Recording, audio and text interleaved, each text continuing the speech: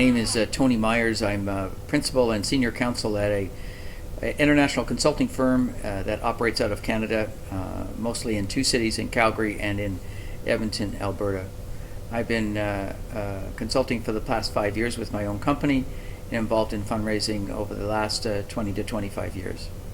I'm here at the International Fundraising Conference in Amsterdam with doing a masterclass in that 100-day plan.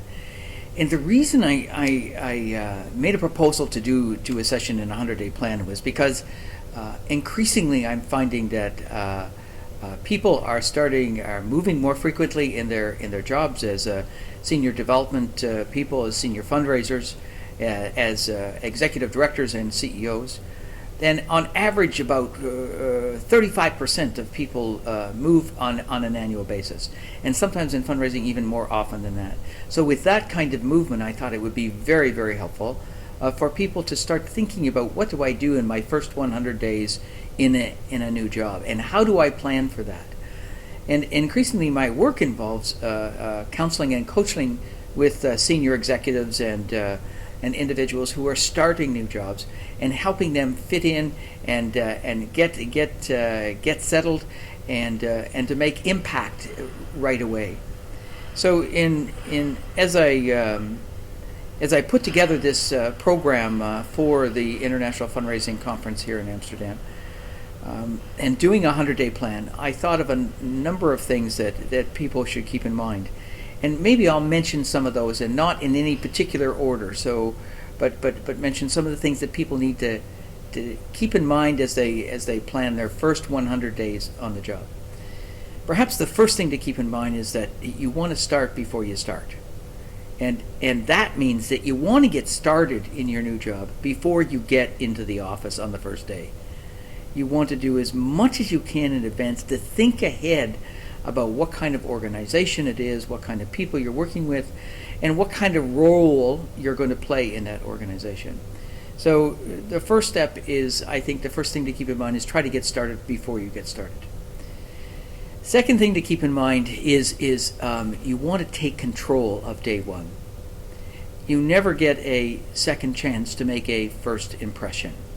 And if you're able to take control of day one, if you have started before you started, if you thought it through, if you know what kind of person you are, what kind of impression you want to make on that first day, then it helps a great deal to be able to get started on that first day and make sure that you're taking every opportunity to make a good, positive first impression. I think the third thing that I would think of in doing a 100-day plan is obviously that you want to get to know the organization and to get to know the people in that organization. Let me tell you what I think about when I think about how to get to know the organization. And getting to know the organization, the third step, is to make sure that you know where the power is and where it isn't, where the formal power is and where the informal power is. And by that I mean every organization has its organizational structure. But every organization has a way to get things done. And when you find out how to get things done, which is your job in a new job, is to get things done, then there's two ways of doing that. There's the formal way and there's the informal way. And often the informal way is quicker, faster, easier.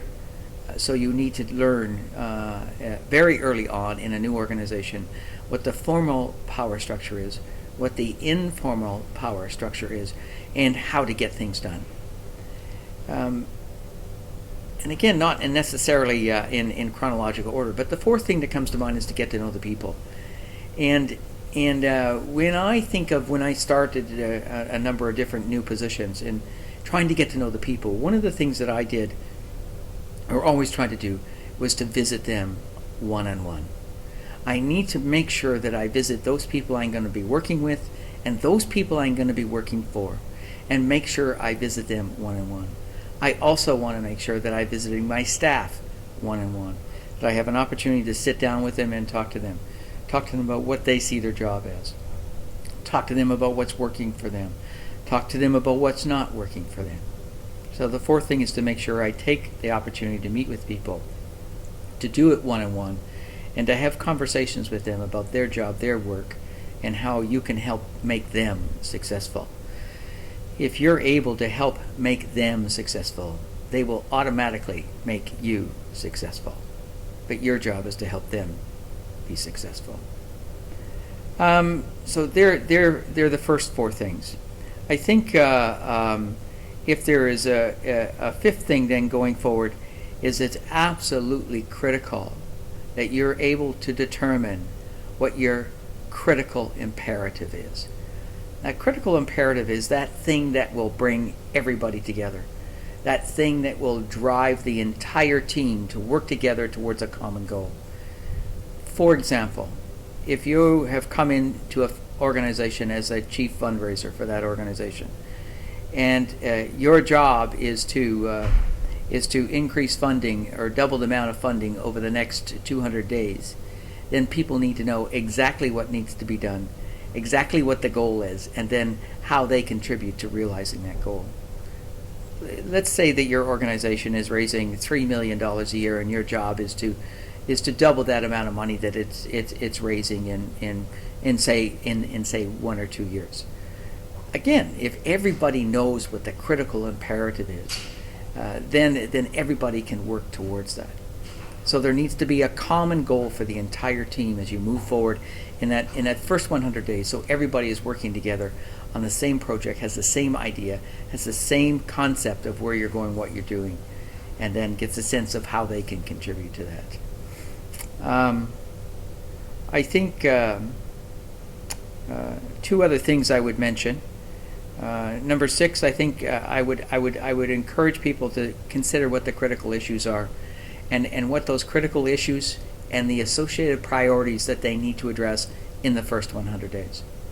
It is never to be taken for granted about what those critical issues are or what those priorities are. And as the person starting in that new position, you must know what your priorities are and make sure that you attend to those priorities in the first 100 days.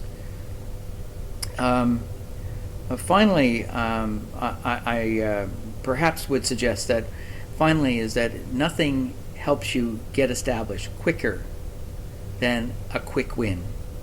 And when you go in and get started in a new position, you want to make sure that you have an opportunity to get a quick win. What a quick win does is that it tells people that you know what you're doing. A quick win tells people that you are interested in getting results. A quick win builds trust in you as a leader from the people who are working for you, and builds trust in from your boss, and it helps what I call get the monkey off your back. When you get a quick win, they go, okay, he's here, yeah, he's going to do the job, yeah, he's going to get it done, and then you can get on with doing the job in that first 100 days. So when you go in and you start and you design what it is you want to do in that first 100 days, you want to establish what it is that quick win is going to be, so that you can move forward with confidence in yourself, and move forward with the job, and having other people be confident in you and have their trust. The final word I would say, and it's not part of the 100-day plan, but the final word I would say is have a plan.